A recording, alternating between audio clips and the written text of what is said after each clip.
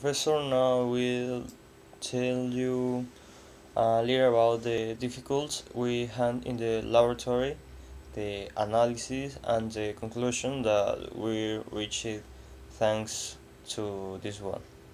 Firstly, we connect the RAM test ATC 600A directly to the module by means of coaxial cable.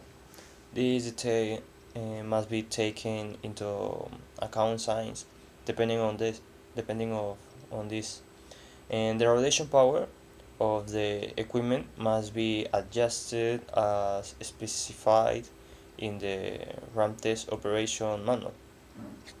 With the mode switch knob, and we can select the mode of operation according to the test that will be carried out.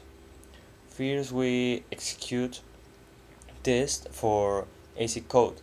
With this, from the model we place 4-digit code corresponding to the airplane, and this has to be reflected in the RAM test, both on the screen and in the lights that are under that. And then with the mode selection knob set to the AC alt position, this will allow us to see the flight level that the aircraft has.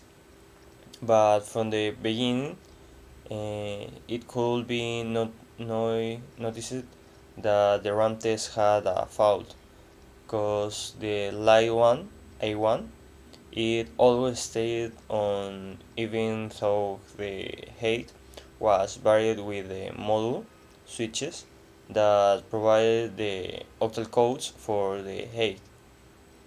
In this way, we noticed that the information shown in the module was different from that of the RAM test. We confirmed the fault with the battlefield signs being analog information and having the same readings both in the suitcase and on the screen. We discarded that they were the switches on the model when the simulating and flight level uh, 1.8 with battlefield.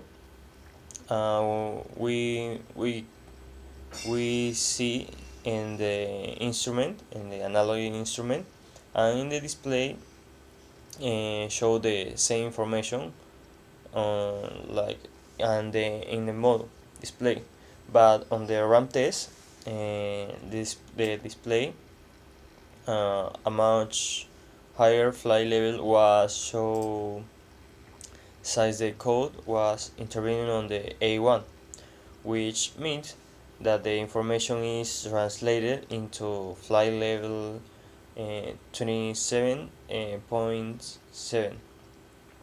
Once we were able to insulate the fault, we proceeded to look for solution, but because it was inside, the problem was inside the ATC 608 unit, the only thing left was to replace the module. And that was all, Professor. Uh, Thank you.